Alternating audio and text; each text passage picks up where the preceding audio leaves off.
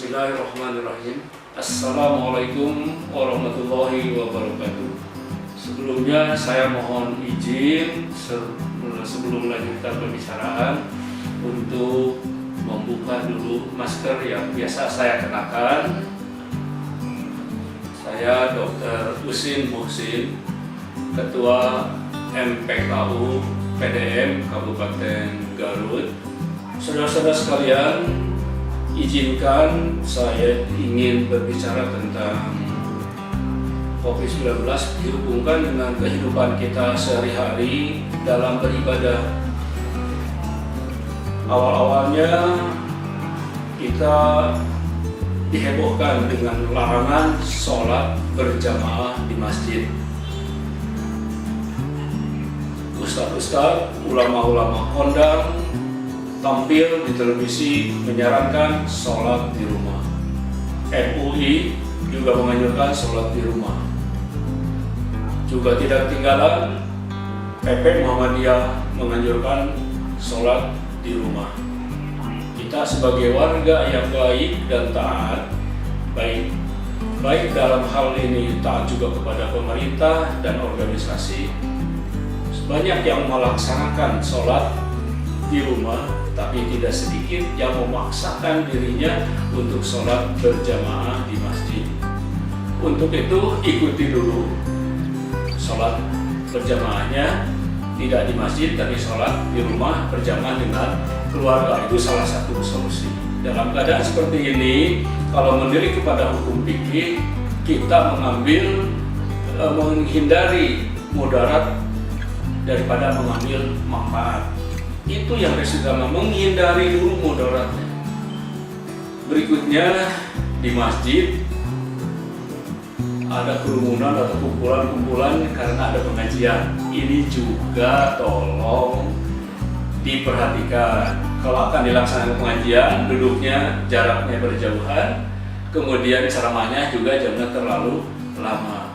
Lebih baik kalau bisa pengajiannya ditunda, tidak dilaksanakan di masjid, tapi janjian dengan jamaah. Mari kita lakukan pengajian bersama dengan misalnya menggunakan media sosial.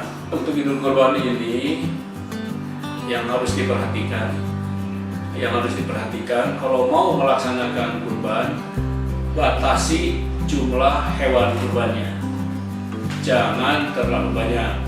Kalau perlu seperti di tempat lain, cuma ada perwakilan supaya masjid itu mengadakan kurban cuma satu sapi atau ditambah satu domba. Biasanya 5-10 itu di stop.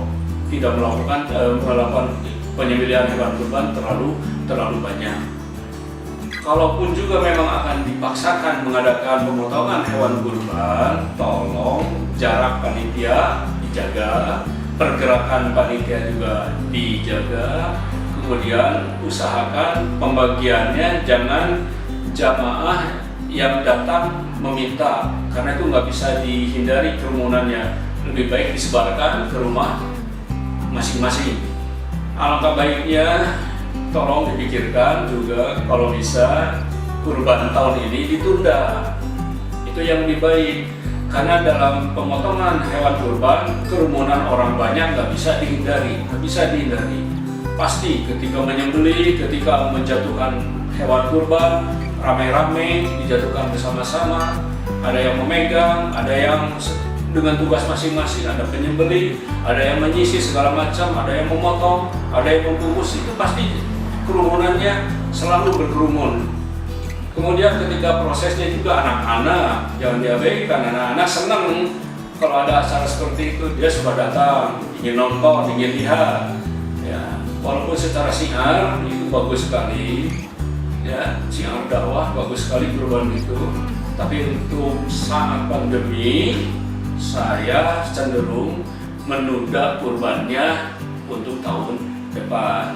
Nah, apabila kita punya dana yang tadi untuk kurban, dimanfaatkan untuk memberikan sembako, menolong saudara kita yang kekurangan, ya, atau ke saudara kita, karena ini juga bersamaan dengan tahun ajaran baru, untuk biaya sekolah, untuk biaya beasiswa, insya Allah itu lebih bermanfaat.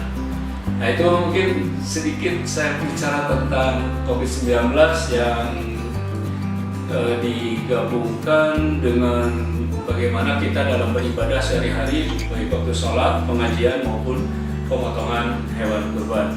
Terima kasih atas perhatiannya. Mohon maaf bila ada kekurangan dan kesalahan dalam penyampaian ini.